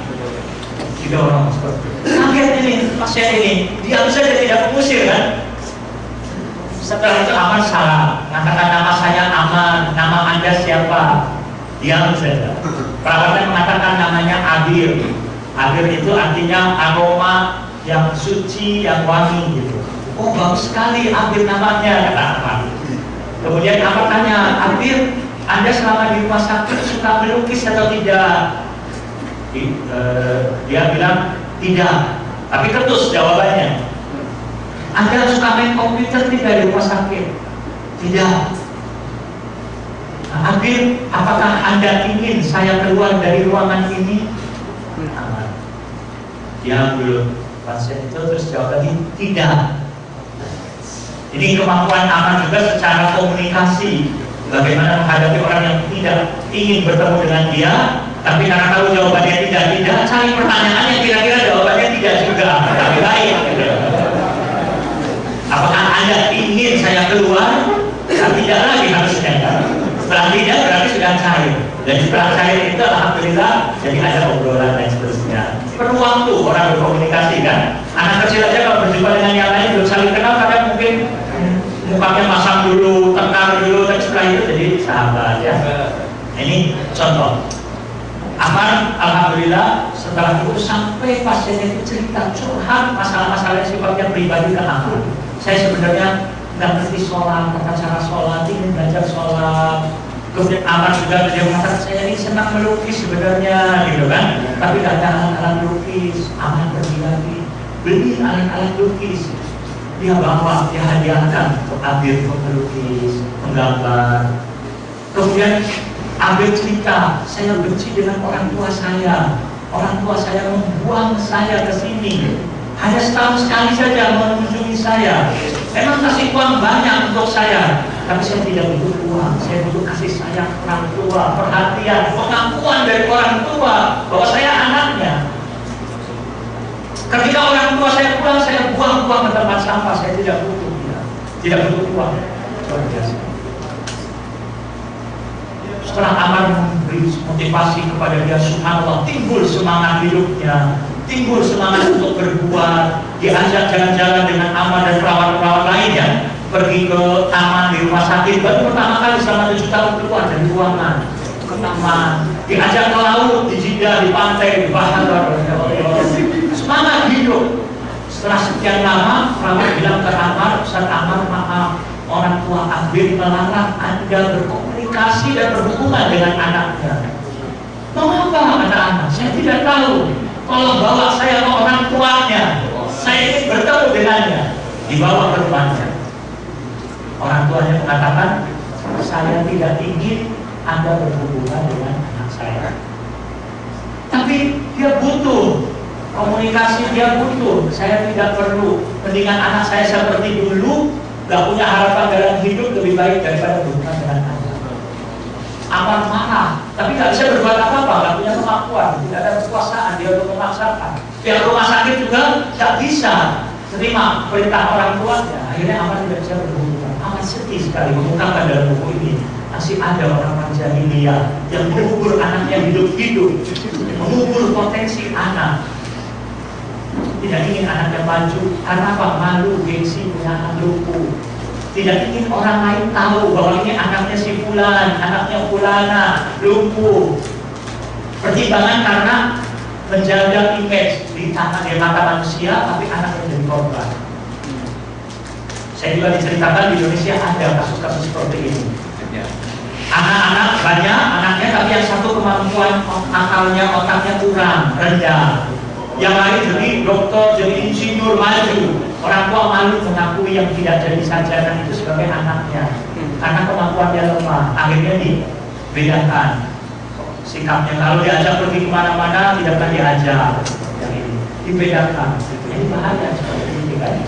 Padahal kalau kita tahu pasti setiap orang itu punya potensi dan kelebihan yang Allah berikan dalam bidang yang lain. Tinggal kita berusaha menggali dan mengembangkannya. Beri kepercayaan diri, beri kepercayaan diri ini penting. Percaya diri. Kalau ada salah, anda kekurangan, apa jangan juga sekali-kali dimarah, ditegur dan seterusnya. Akhirnya nggak punya kepercayaan diri, serba takut, serba ragu-ragu. Termasuk kepada istri ya. Saya punya cerita di Jeddah ini, ada teman wakil kepala sekolah. Dia cerita waktu saya pertama kali nikah, jadi pengantin baru, saya rumah-rumah sendiri, datang teman, bertamu di sore hari. Istri saya minta bikin gahwa, kopi Arab, ada kurma. Ternyata kopi saya minum pahitnya luar biasa. Istri saya nggak bisa masak, nggak bisa bikin kopi. Makanya satu teos.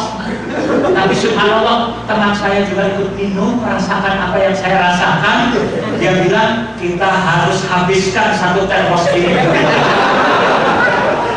Kasihan istri kamu kalau sampai nggak habis, kita nggak minum, sedih dia, nggak percaya diri nanti.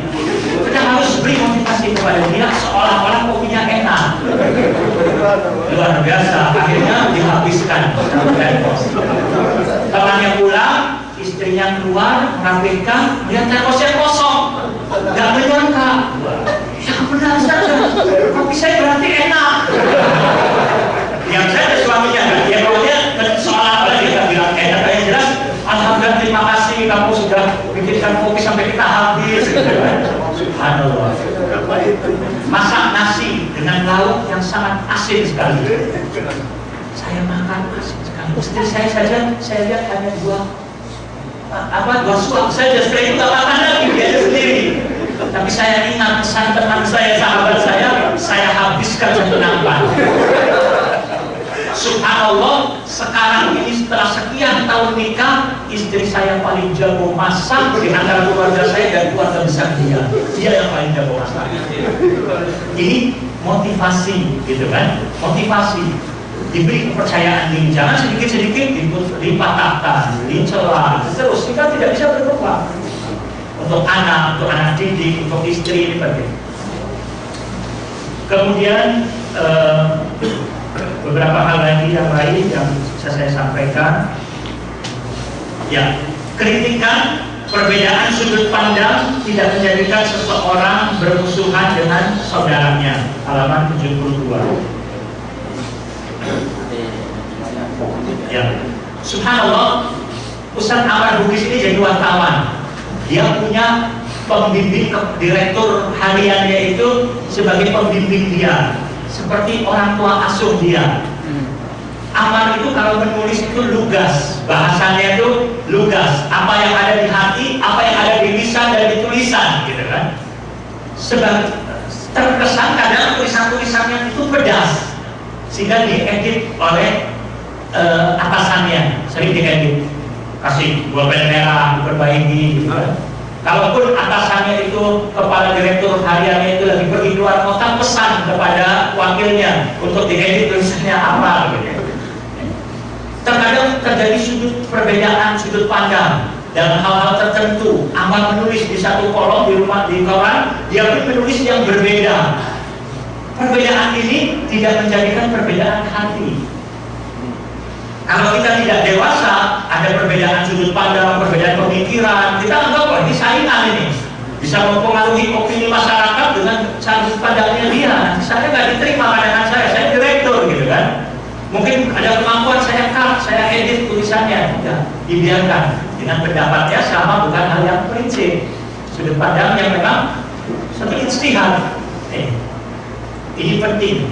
Ini sebagai pelajaran dari kita para penuntut ilmu, setiap muslim gitu kan.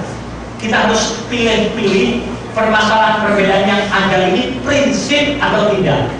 Kalau perbedaan prinsip tidak ada tawar-menawar gitu kan. Ada orang yang mengakui ada Nabi setelah Nabi Muhammad SAW. Itu prinsip ini. Ada orang yang mencela mengkafirkan sahabat radhiyallahu anhu. Prinsip. Itu pun kepada orang yang masih awam kita dakwai dengan lemah lembut supaya kembali ke jalan yang benar. Tapi ada masih banyak hal-hal yang sifatnya sebenarnya ijtihadiyah, bukan hal yang ijma. Di antara ulama ada beda pendapat. Terkadang kita memaksakan pendapat kita kepada orang lain. Terkadang kita memusuhi orang yang berbeda pendapat dengan kita. Jangan kita punya sifat dewasa lapang dada. Kita hormati, kita tetap tidak setuju, tidak ada masalah. Kita anggap mereka salah, tidak apa-apa. Tapi tidak bermusuhan dengan mereka. Karena di antara hal yang penting yang harus dimiliki oleh umat Islam, iman, tauhid. Yang kedua, ukhuwah. Rasulullah SAW membangun masyarakat Islam yaitu dengan iman dan tauhid, akidah yang kuat dan juga ukhuwah. Ketika di Madinah dipersaudarakan antara Muhajirin dan Ansar. Ini yang diketahui oleh musuh-musuh Islam, bagaimana supaya umat Islam tidak kuat ukhuwahnya. Setiap ada perbedaan yang ada, selalu kita diadu domba, dibikin supaya kita sibuk dengan perbedaan yang ada. Bukan berarti kita diam dengan perbedaan yang ada. Silakan kalau kita bisa diskusi yang lain, untuk saling tukar pikiran, barangkali pendapat saya salah, silakan. Tapi bukan berarti akhirnya tidak bisa bekerja sama-sama sekali, bahkan yang dianggap kalau berbeda bermusuhan. Akhirnya kita tidak dapat teman sama sekali, yang ada hanya musuh semuanya. Karena kita idealnya ingin orang lain seperti kita 100%, tidak ada seperti itu. Allahu a'lam. Itu juga satu hal yang penting yang bisa kita ambil sebagai pelajaran dari kisah amal. Kemudian amal menjadi juru bicara resmi orang-orang berkebutuhan khusus seluruh Arab Saudi. Amal jadi juru bicaranya. Suka hadir di muktamar internasional. Satu hari ada muktamar di Riyadh, didatangi oleh seluruh dunia orang-orang berkebutuhan khusus. Bahwasanya banyak dari mereka itu yang berhasil. Amal melihat banyak orang berkebutuhan khusus ternyata mereka bisa berhasil dalam profesi, ada jadi dokter dan seterusnya. Yang dia waktu kecil itu malu bergaul dengan orang berkebutuhan khusus kata Amal. Bahkan karena banyak dari orang berkebutuhan khusus juga kadang kurang percaya diri dan selalu menyalahkan masyarakat, selalu mencela. Tidak ada yang berusaha untuk benar-benar tidak putus asa dan untuk memperbaiki diri. Tapi setelah itu alhamdulillah sekarang bergaul dengan banyak orang berkebutuhan khusus. Kemudian subhanallah dia rasakan kebahagiaan yang sangat ketika ada perempuan dari Peru, orang kafir, melihat keberhasilan Amal, dia tanya, apa sumbernya, sumber kekuatan Anda sehingga Anda menjadi sukses seperti ini? Kalau di negeri kami orang seperti Anda mungkin bunuh diri. Kemudian Amal mengatakan sumber kekuatan adalah iman kepada Allah Subhanahu wa Ta'ala, bersangka baik kepada Allah. Subhanallah, terharu perempuan itu. Ini agama apa yang sangat kuat sekali, punya kekuatan. Dipelajari Islam, akhirnya masuk Islam di muktamar tersebut. Amal gembira sekali, bahagia sekali bisa menjadi penyebab orang lain mendapatkan hidayah. Jadi subhanallah, penyebab orang lain mendapatkan hidayah. Kata Nabi SAW, yaitu Allah memberikan hidayah dengan sebab kamu itu lebih baik dari kamu daripada mendapatkan unta yang merah, unta yang sangat mahal. Yang sangat mahal harganya. Kalau kendaraan mobil sekarang luar biasa sangat mahal sekali, tapi dengan sebab kita orang lain dapat hidayah itu luar biasa. Itu seperti dapat pahala yang sangat besar sekali. Sehingga kita pun berupaya. Di samping kita juga berusaha mendapatkan hidayah untuk diri sendiri, keluarga, masyarakat, kita tetap harus pikirkan terus dengan kemampuan-kemampuan yang kita miliki. Tidak sedikit orang masuk Islam dengan buletin yang kita sebarkan, berikan kepada orang lain. Tidak sedikit orang dapat hidayah karena kita ajak datang ke majelis taklim, ke pengajian. Walaupun kita tidak bisa berceramah, dia menasihati dia secara langsung. Berbagai macam cara.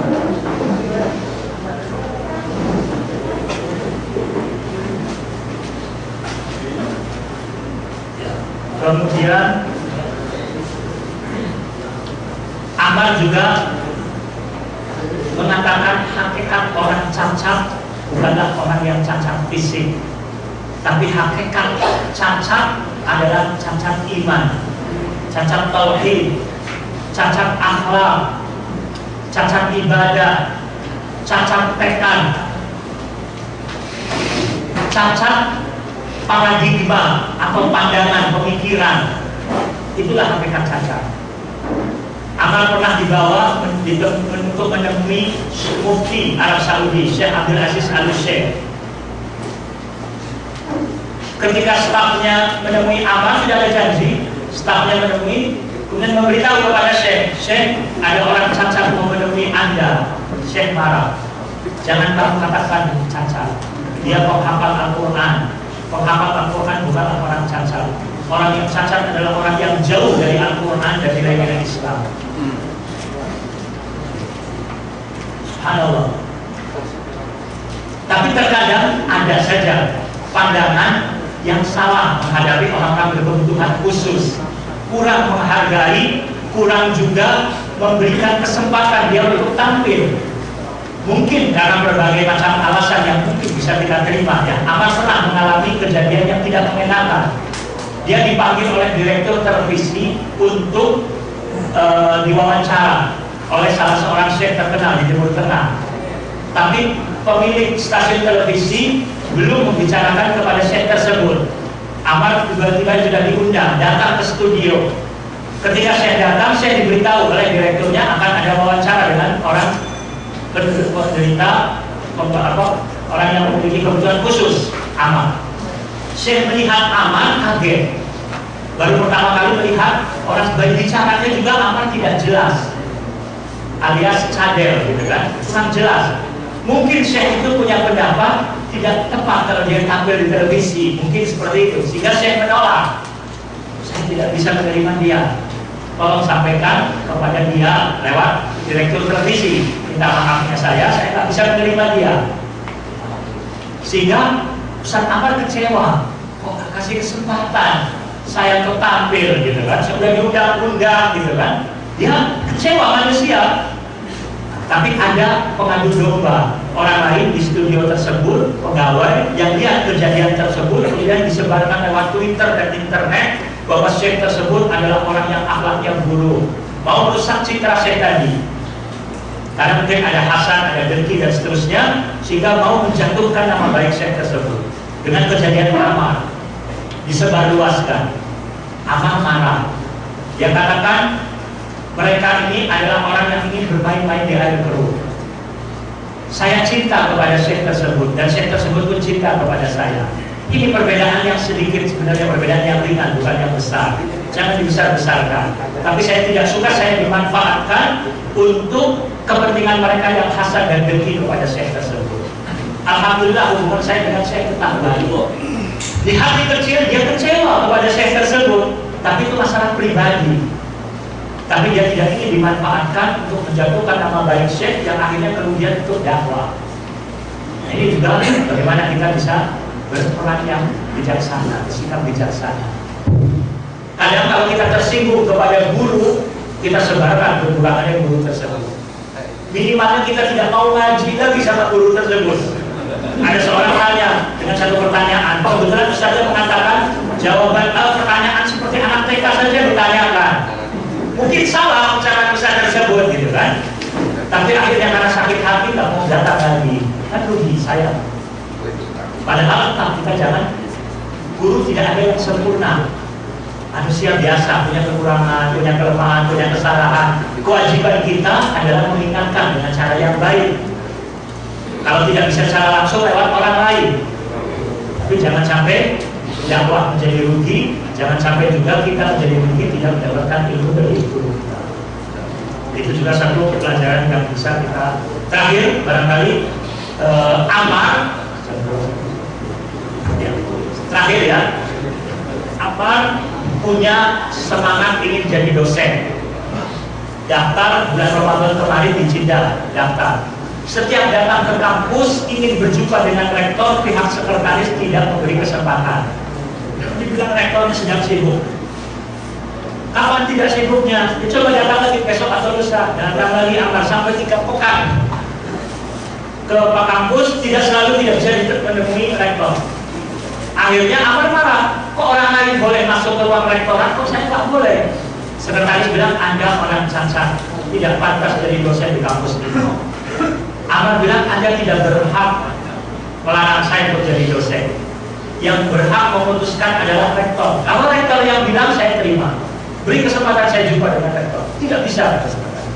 Ammar sudah nikah dengan seorang janda sarjana komputer yang secara fisik utuh, sehat. Hanya menikah ingin merawat Ammar. Luar biasa ya. Orang yang cacat lumpuh seperti itu secara fisik, tapi ada orang yang mau menikahi dia untuk merawatnya. Karena tahu Ammar punya potensi, sehingga dengan merawatnya perempuan tersebut mengharapkan ganjaran dari Allah SWT mendapatkan pahala. Karena perawatannya, pemeliharaannya, Ammar insya Allah bisa semakin memberikan manfaat untuk Ammar. Yang mendorongnya anak tirinya usia 14 tahun bawah, namanya Yusuf. Akhirnya Ammar perintah Yusuf bawa saya ke rektor, didorong. Tapi sekretaris melarang. Akhirnya terjadi adu dorong-dorongan kursi roda tadi. Hampir Ammar terjatuh. Karena Ammar merasa tidak berhasil, Ammar bilang ke anaknya, Anda masuk ke ruang rektor, panggil rektornya kembali. Akhirnya Yusuf masuk ke ruang rektor, panggil rektornya datang. Ada apa? Ini saya mau melamar jadi dosen. Oh iya, mana berkas-berkasnya ini, surat-suratnya dibaca. Ya, kami akan pelajari dulu. Nanti kalau Anda diterima, kami akan telepon Anda. Oh ya sudah, terima kasih. Pulang. Sampai lama, sekian lama, 3 pekan tidak ada berita sama sekali. Ammar merasa mungkin itu hanya formalitas, dia tidak diterima. Tidak ada masalah, Ammar tidak marah. Tapi subhanallah, ketika itu datang telepon dari kantor Putra Mahkota Dubai. Kantor Putra Mahkota Dubai telepon kepada Ammar bahwasannya Putra Mahkota ingin mengundang Anda sekeluarga ke Dubai. Ammar berangkat ke Dubai. Saya mendengar di radio di Arab Saudi wawancara Ammar dengan pembawa acara di radio di Riyadh. Ammar mengatakan saya ke Dubai disambut oleh polisi, oleh mobil-mobil seperti tamu negara, seperti kepala negara saja. Saya merasa seperti manusia kan luar biasa. Kemudian pembawa acaranya juga memberikan masukan kepada instansi-instansi pemerintah ataupun instansi-instansi yang memberikan pelayanan kepada masyarakat. Haruslah menjaga perasaan orang lain, menjaga kehormatan orang lain. Setiap orang punya kehormatan diri, siapapun dia jabatannya, rendah sekalipun harus dihormati. Kami katanya sering memberikan nasihat, kritikan kepada lembaga-lembaga baik di pihak imigrasi maupun di bandara. Sering atasan itu mengatakan maklum anak buah saya itu stres, banyak kerjaannya, jadi mereka mungkin sikapnya kurang ramah, mungkin kasar. Kata kami, saya mengatakan semua orang di dunia semua tegang, banyak pekerjaan, tapi kok bisa menahan diri? Kenapa anak buah Anda tidak bisa menahan diri? Harus diberikan pelatihan-pelatihan bagaimana cara bergaul yang baik kepada manusia dan seterusnya. Ini sebagai satu kritikan yang membangun ya untuk ke dalam. Kemudian Ammar berjumpa dengan Putra Mahkota. Putra Mahkota mengatakan, Ammar, saya melihat Anda di film, di YouTube, di internet. Ketika itu saya lihat sudah 1 juta lebih pengunjungnya ya, film yang saya katakan film amal itu. Saya lihat di film, saya tersentuh hati saya. Orang seperti Anda secara fisik memiliki keterbatasan, tapi Anda banyak berbuat, kontribusinya untuk umat banyak. Saya malu. Maka saya berjanji kepada Allah, ingin mendukung Anda sampai Anda meninggal dulu atau saya meninggal duluan. Apa yang bisa saya bantu? Anda mengatakan saya ingin jadi dosen. Oh, ya sudah, saya bawa ke kampus di Universitas di Dubai. Dipertemukan dengan rektor menerima dia, dan semua gaji rumah, kendaraan yang menggaji putra mahkota sudah siap memberikan pelajaran tentang komunikasi. Dan Amar dikenal di Arab Saudi juga sebagai wartawan terkenal sekarang ini, alhamdulillah. Kemudian setelah itu Amar ingin apa lagi, kata putra mahkota. Amar mengatakan, saya ingin kuliah lagi S2 dan S3. Kata putra mahkota, saya siap akan memberikan beasiswa untuk Anda sampai lulus doktor. Subhanallah. Kemudian berita ini dimuat oleh surat kabar di Arab Saudi bulan Syawal, bulan Dzulqa'dah kemarin. Kemudian juga mereka menyayangkan pihak kampus di sini yang tidak memberikan kesempatan pada Amar, tapi justru kampus di luar negeri yang memberikan penghormatan untuk Amar untuk bisa jadi dosen. Sekarang ini pemerintah Arab Saudi yang menahan Amar untuk jalan ke Dubai supaya jadi dosen di sini. Sampai sekarang masih jadi rebutan dua negara ya. Saya belum tahu keputusannya nanti bagaimana. Intinya Amar ketika saya berkunjung ke rumahnya, beliau berpesan, tolong sampaikan juga kepada kaum muslimin di Indonesia, aslih ma bainaka wa bainallah, sayuslihullahu ma bainaka wa bainan nas. Perbaikilah hubungan Anda dengan Allah, niscaya Allah akan memperbaiki hubungan Anda dengan manusia yang lain. Itu saja yang bisa saya sampaikan. Sebenarnya masih banyak lagi pelajaran-pelajaran yang bisa kita petik, tapi mungkin bisa Anda lihat di internet banyak artikel-artikel bahasa Indonesia yang menceritakan tentang Amar ketika Amar berkunjung ke Indonesia. Ada satu orang di artikel menulis, saya menangis terseduh-seduh melihat Amar. Saya malu kepada Allah. Saya ini sedang menghadapi musibah yang berat, tapi sebelum ini saya bersangka buruk kepada Allah. Tapi setelah saya melihat Amar dan mendengarkan ceramahnya, dia berhusnudzon kepada Allah, padahal dia kondisinya jauh lebih buruk dari saya bertobat kepada Allah Subhanahu wa taala. Subhanallah. Ya, pengaruhnya sangat luar biasa sekali ketika mendengarkan nasihat-nasihat dari Amar, dan insya Allah kalau Anda mendengar langsung nasihat dari beliau, tentu insya Allah akan lebih berkesan daripada apa yang saya ceritakan tidak langsung atau dengar langsung dari orang. Ya, itu saja. Wassalamualaikum warahmatullahi wabarakatuh.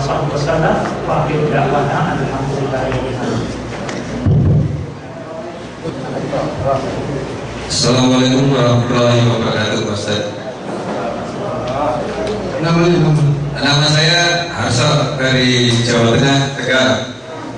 Yang saya tanyakan, saya kerja di sini sama majikan, tapi saya sering ada ngasih untuk orang lain itu. Apakah rezekinya saya gimana itu, Ustaz? Terima kasih. Ya, tentang pekerjaan sambilan gitu ya dengan nasi. Pertama, mengganggu pekerjaan dari pekerjaan kita atau tidak. Yang kedua juga pakai kendaraannya kendaraan lain apa kendaraan majikan. Kalau pakai kendaraan majikan, bensin juga dari majikan, tidak berbolehkan. Kecuali ada isi dari majikan, kita beritahu bahwasanya gaji yang ada tidak cukup dengan kebutuhan, tapi di waktu libur saya ingin misalnya cari tambahan. Kalau majikannya silakan, tidak apa-apa. Kalau tidak boleh, tidak. Dan kalau tanpa izin seperti tadi juga jangan.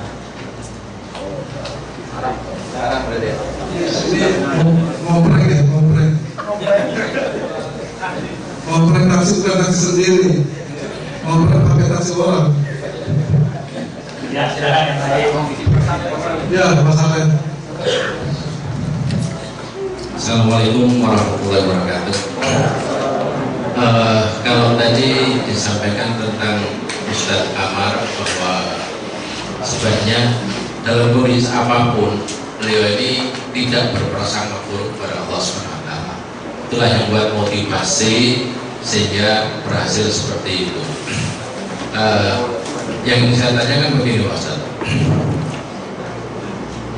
memang betul bahwa kita tidak boleh berprasangka buruk terhadap Allah Subhanahu wa Ta'ala tentang apapun kondisi yang kita terima saat ini. Cuma sering timbul pertanyaan di hati saya tentang ketika kita berdoa kepada Allah atau keberhasilan yang kita capai sehari-hari, apapun nikmat yang diberikan Allah kepada kita ini, saya tak bertanya apakah ini nikmat ini saya dapatkan karena ibadah saya atau memang ya apa adanya saya dapat begitu. Artinya begini, karena sering kita lihat banyak orang berdoa bersungguh-sungguh tetapi juga belum dikabulkan Allah SWT, khususnya tentang kejadian masalah keduniaan sekarang ini ya, yang kehidupan dunia sekarang banyak sudah di Masjidil Haram di mana orang berdoa bersungguh-sungguh tapi juga masih belum dikabulkan Allah. Sebaliknya kita juga merasa apakah kenikmatan yang kita terima selama ini atas doa kita pribadi atau doanya orang lain yang menimpa kita. Seperti kalau kita dengarkan doa kunut misalkan, secara umum imam di Masjidil Haram atau di masjid-masjid mendoakan kepada kaum muslimin supaya artinya senantiasa dalam kebaikan untuk tiap-tiap individu juga. Nah, apakah ini kebaikan yang kita terima ini berkat doa itu, ataukah doa kita juga merasa ibadah kita atau tingkat keimanan kita, tingkat ketakwaan kita juga masih kurang? Apa ini juga berdasarkan doa kita mendapatkan kenikmatan seperti ini? Nah, ini bagaimana memanage pemikiran seperti ini? Terima kasih. Jadi keberhasilan dalam hal duniawi misalnya yang kita contohkan itu taufik dari Allah Subhanahu wa Ta'ala yang memberikan kepada hambanya. Di antara sebabnya adalah bisa dengan doa kita. Yang cukup kuat juga doa orang tua untuk anaknya. Karena itu anaknya jadi anak yang berbakti pada orang tua. Subhanallah, Allah berikan kemudahan dalam urusan-urusan dunia, dimudahkan oleh Allah. Itu juga sangat kuat sekali. Dan banyak kalau kita pelajari orang-orang yang sukses rata-rata adalah anak yang bakti pada orang tuanya. Itu juga di antara sebab. Itu juga sebab lainnya kebaikan orang tersebut yang banyak memberikan bantuan pada orang lain, kemudahan untuk orang lain, berkhidmat, melayani dan seterusnya, maka Allah mudahkan juga urusan-urusannya. Nabi Musa alaihissalam ketika dikejar-kejar tentara Fir'aun pergi ke Madian lagi. Ketika melihat ada dua orang perempuan sedang menunggu kumpulan laki-laki mengambil air. Ditanya, kenapa kalian berdua di sini? Perempuan, dan heran Nabi Musa lagi mau mengambil air untuk gembalanya. Mereka mengatakan, bapak kami sudah tua, tak mampu lagi untuk bekerja mencari air untuk gembalakan, maka kami tidak ada anak laki. Tapi mereka menunggu, tidak ingin berdesak-desakan dengan laki-laki. Ingin setelah mereka selesai baru mereka ambil. Setelah itu Nabi Musa langsung tanggap, punya empati yang tinggi, ambil air itu untuk mereka. Mereka pulang. Ayahnya heran kok lebih cepat dari biasanya. Ceritakan ada yang bantu. Nabi Musa sama sekali tidak mengharapkan dari manusia. Dia langsung berdoa pada Allah. Setelah itu berlindung di bawah pohon, berdoa minta rezeki karunia dari Allah. Subhanallah, saat spontan setelah itu datang salah satu dari anak perempuan tadi mengatakan, bapak kami mengundang Anda untuk menjamu makanan. Itu langsung spontan.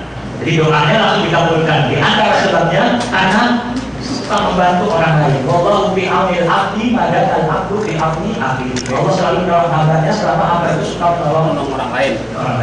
Jadi bisa jadi kita sangat lemah sekali, kita banyak dosa, banyak maksiat.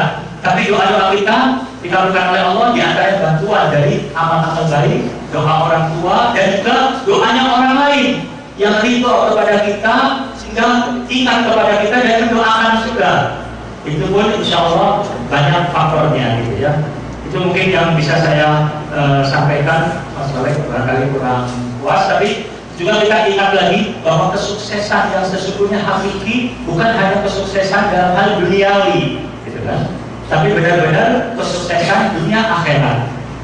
Bisa jadi di dunianya dalam hal secara materi menghadapi banyak ujian, kesempitan rezeki, tapi dia tetap hakikatnya bahagia dunia akhirat. Insyaallah. Jadi faktornya dari keimanan dia kepada Allah dan amal saleh. Man amila shalihan min dzakarin aw untha wa huwa mu'min falanuhyiyannahu hayatan thayyibah wa lanajziyannahum ajrahum bi ahsani ma kanu ya'malun. Barang siapa beriman, barang siapa beramal saleh, baik laki-laki maupun perempuan, dan dia beriman, maka pasti kami akan berikan kepada dia kehidupan yang baik. Kehidupan yang baik di sini adalah kebahagiaan. Insyaallah dunia dan akhirat faktornya karena iman dan amal saleh. Ada pertanyaan di kertas ya tentang sejarah tahlilan. Saya kurang paham tentang sejarah tahlilan di Indonesia. Barangkali PR bagi kita untuk kita pelajari untuk bagaimana sejarahnya dan seterusnya ya. Untuk yang 3 hari pengertian tahlilan tanda kutip ya, 3 hari, 7 hari, 40, 100, 1000 dan seterusnya. Kita ketahui bersama bahwa itu bukan dari Islam, tidak ada tuntunan dari Nabi SAW. Itu hanya adat istiadat yang ada dan ada kemungkinan juga pengaruh dari budaya Hindu. Hanya saja ada hal-hal yang ingin saya sampaikan berkenaan ini. Orang yang sangat senang melaksanakan tahlilan misalkan, maka kepada mereka janganlah memusuhi orang yang tidak suka melakukan tahlilan. Karena kalau kita tanyakan kepada mereka apakah ada dasarnya sunnah atau wajib, mereka mengatakan bukan sunnah, bukan wajib. Maka seharusnya yang menjadi PR bukan orang yang tidak hadir tahlilan, tidak datang tahlilan. Menjadi PR bagaimana orang yang tidak sholat, bagaimana orang yang suka masih ngadu ayam, yang suka main judi, yang suka berzina, berbuat syirik dan lain sebagainya. Itu jadi PR kita bersama, perhatikan mereka kan. Jangan sampai mereka yang ahli maksiat oleh masyarakat dianggap biasa saja, dihormati, tapi karena tidak ikut tahlilan sudah dimusuhi misalnya. Tapi satu sisi bagi orang yang tidak suka ikut tahlilan, ya tidak suka ikut tahlilan, saya nyampaikan juga untuk saya dan antum semua bahwasanya bagaimana kita perlu super sabar berdakwah di masyarakat, di mana hal ini sudah mengakar, sehingga diantaranya perlu dakwah bilhal dengan amal nyata, dengan sosial, dengan akhlakul karimah, sehingga ketika kita dan ilmu, kita tambah ilmunya, cara-cara yang baik, mudah-mudahan nanti dakwah kita bisa diterima. Jadi kalau antum setelah paham tahlilan tidak ada tuntunan dan tidak bisa salah, kemudian bertemu dengan teman yang masih suka, ketika pertama kali bertemu jangan langsung tegur, kamu jangan suka tahlilan, salah gitu. Kadang kita baru belajar semangat, ingin menyampaikan semua apa yang kita ketahui saat itu juga gitu kan. Tapi karena hal itu yang dibahasnya langsung, orang belum siap menerima, langsung dipukul-pukul dulu misalnya, sehingga yang ada adalah musuhan dan seterusnya. Beri adakan mereka pemahaman-pemahaman yang baik gitu ya. Kemudian kita langsung pulang ke Indonesia pun bergaul dengan masyarakat, berinteraksi. Mereka adalah saudara kita sesama muslim. Salam kalau berjumpa, senyum. Kalau ada kesulitan kita bantu, dia sakit ditengok, meninggal kita ikut takziah, mengantarkan. Mereka merasa bahwa kita bagian dari mereka. Tapi kalau kita sudah memisahkan diri, kita tidak berhubungan baik, sehingga timbul akhirnya kebencian dan permusuhan. Dan mudah-mudahan masyarakat ketika kita tidak ikut hadir pun, selama kita beramal baik dan berinteraksi, insya Allah mereka pun akan menghormati, gitu kan? Akan menghormati. Kalaupun ada yang memusuhi juga, itu suatu sunatullah, kita harus sabar. Wala tastawil sayyi'ah, wala tastawil sayyi'ah al-hasanah. Wala tastawil hasanatu wala sayyi'ah. Idfa' billati hiya ahsan. Fa'idha alladhi bainaka wa bainahu adawatun ka'annahu waliyyun hamim. Faman laqaha illa alladhina sabaru wa man laqaha illa dzu hablin amin. Di surah Fussilat ya, bisa kita pelajari. Jadi butuh kita membalas keburukan orang lain dengan kebaikan. Membalas keburukan orang lain kalau kita berikan kebaikan. Itu juga sebagai satu pesan untuk saya dan antum semua, insya Allah bisa lebih hikmah dalam berdakwah dan supaya dakwah kita bisa lebih diterima meskipun orang musuh membenci kita, kita tetap menyayangi dan mencintai mereka agar mereka mendapatkan hidayah termasuk kita juga. Wassallallahu ala nabiyina Muhammad wa ala alihi wasallam. Wa akhiru da'wana alhamdulillahirabbil alamin. Assalamualaikum warahmatullahi wabarakatuh.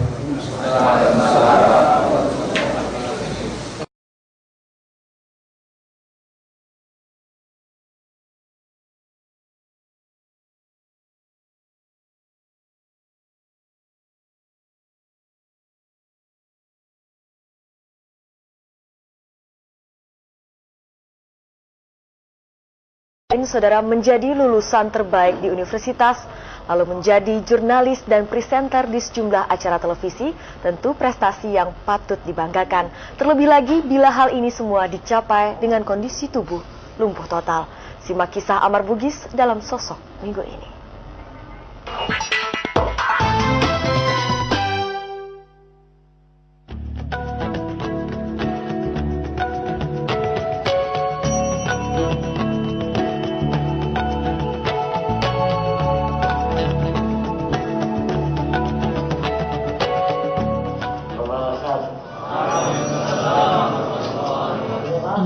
Acara istimewa di sebuah lembaga ilmu di kawasan Bukit Raya, Jakarta akhir Desember 2012. Dalam kuliah umum tampil Syekh Amar Bugis, seorang motivator dari Saudi Arabia. Boleh dikata Amar lumpuh total, hanya lidah dan matanya yang bisa bergerak.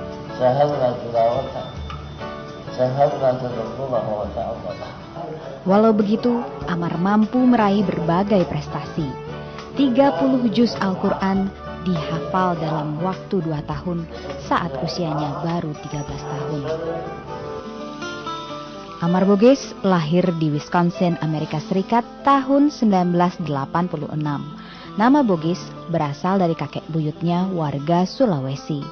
Meskipun lahir normal pada usia 2 bulan, Amar terdiagnosis penyakit langka, Wernicke-Hoffmann, yang menyebabkan kemampuan geraknya lenyap. Masa kanak-kanak ia lalui dengan susah payah. 3 kali Amar nyaris kehilangan nyawa. Dokter sempat memprediksi usia Amar tidak akan melewati 2 tahun. Tapi rupanya Tuhan berkata lain. Di Amerika Serikat, Amar mampu menempuh pendidikan di sekolah umum sampai kelas 3 SD. Setelah itu, Amar kembali ke Arab Saudi. Pendidikannya dilanjutkan di rumah, homeschooling. Dan prestasi akademis Amar terus bersinar. Amar jadi lulusan terbaik di jurusan jurnalistik King Abdul Aziz University. Semua senang sama dia, salut sama dia.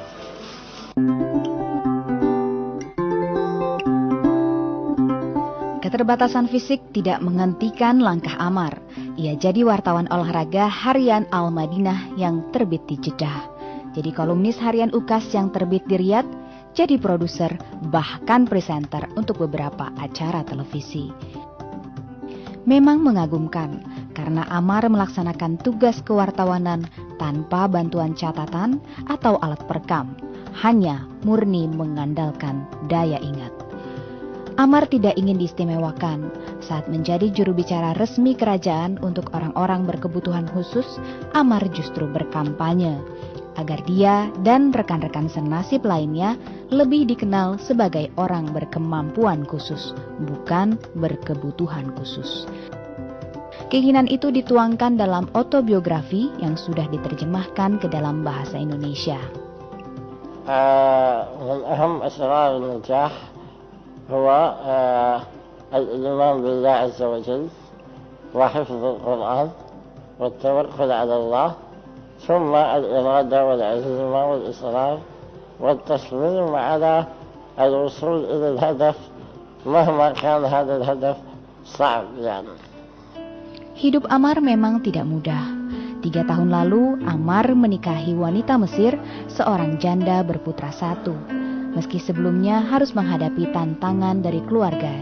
يا مو خلافات لكن هو كان في رفض وده شيء طبيعي رفض وده شيء طبيعي يعني من الأب والأم خايفين على بنتهم أعتقد إن أي عيلة تانية أو أي أسرة تانية كان عمار تقدم لبنتهم فكان هيحصل نفس وده شيء طبيعي. الحمد لله منذ ما تزوجت عمار والحمد لله عمار في تفوق وتقدم وإن شاء الله المزيد أكثر كمان وأكثر وأكثر. Kisah hidup Amar telah mendunia.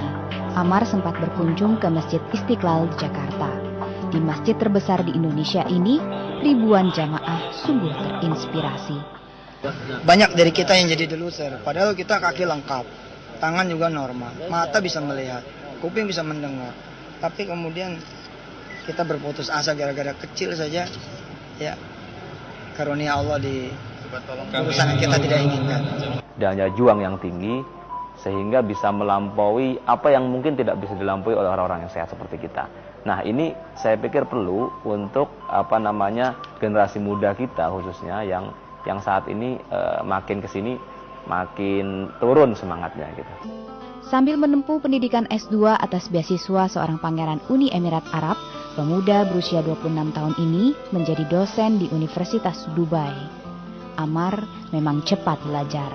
Tidak lama, ia sudah bisa berbicara dalam bahasa Indonesia sederhana. Dalam bahasa Indonesia, Amar sempat melontarkan doa dan harapannya kepada Tuhan. Satu harapan saya mau sama Allah Subhanahu wa Ta'ala. Mau 10 detik saja. Sujud kembali lagi, ini harapan doa saya. Dan mau buka Al-Quran dengan tangan saya sendiri.